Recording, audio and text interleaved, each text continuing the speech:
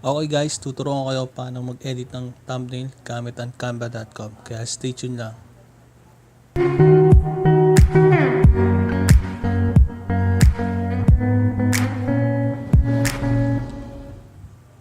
Mag-open kayo ng browser, then type nyo canva.com,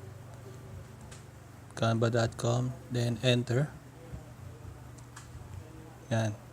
Pwede kayo mag-login gamit ang inyong Facebook and Gmail account. Sa akin, gagamitin ko is Gmail account. Mag-automatic na siya mag-login dahil nakalagin yung Gmail ko dyan. Tapos, pindutin nyo yung use custom dimension. Tapos, ang 1920, 1080. Then, pindutin yung design.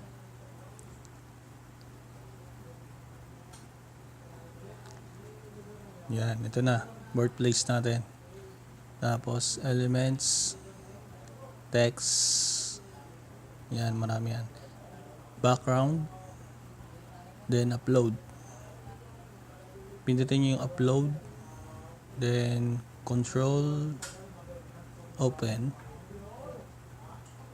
Hintayin nyo lang mag 100% yung image. Then, punta tayo ng background. Tapos, piliin natin tong may watermelon. Yan. Medyo maganda yung kulay niya. Tapos, balik tayo sa may download. Tapos, i-drag natin tong may cellphone sa workplace. Pantay lang natin. Yan. Pwede nyo pa siyang paliitin. Pero okay na siguro yan. Then, punta tayong elements. Text. Yan. Double click. Pwede nyo ibahin yung font family. Depende sa gusto nyo. Yan. Sa akin, favorite ko dito is yung Northwestern. Hanapin natin yung Northwestern. Nasaan na ang Northwestern? Hindi yan. Ayan. Ito. Double click nyo lang. Pwede nyong baguhin yung size niya. Piliin natin is 80. Yan. Masyadong malaki. Piliin natin yung 72. Yan. Okay na yan. Double click nyo lang para ma-edit nyo. Then, how to edit. Mali. How to make my thumbnail.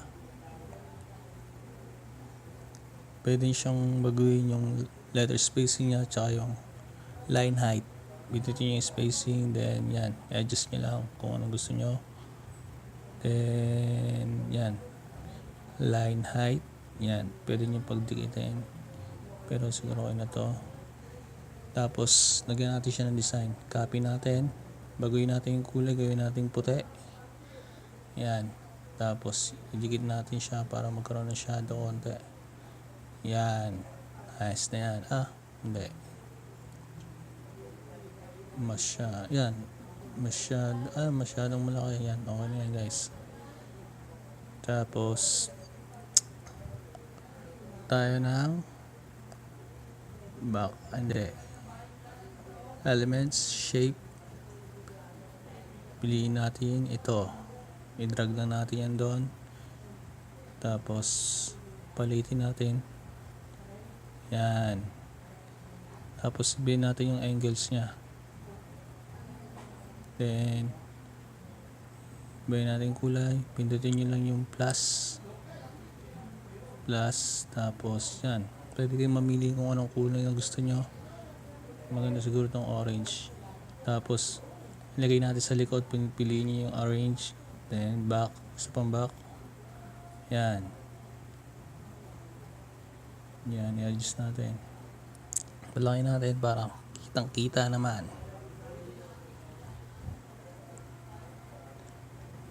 Yan. Ito naman sa cellphone tayo. I-drag lang natin to.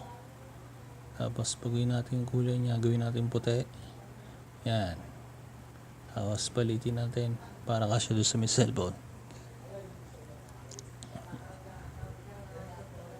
Yan guys, napakadali lang mag-edit. Free to, canva.com. Wala kang babayaran dito. Basta meron kayong internet sa bahay, ayos na ayos yan. Adjust natin ito pa itong baba. Yan. Medyo okay na. Siguro. Ay, nagalaw. Yan. Okay na. Tapos yung symbol ng YouTube, lagay natin. Ayusin natin yung angle niya. Palitin natin. I-mid lang natin para magandang tingnan. Yan. Oops. Masyado. Yan, guys. So, yan. Oop. Nagalaw na naman. Yan. Kaya lang. Palitin ba natin konti? Yan. Okay na yan, guys. Yan, guys. Okay na. Meron na sarili yung thumbnail. Tapos, kung gusto nyo i-download, pindutin nyo lang yung download sa taas. Ito. Yan. Pwedeng JPG, PNG, PDF standard, or PDF print. Gamitin natin yung JPG, tapos download. Hintayin nyo lang yung loading. Naglo-loading pa kasi yan.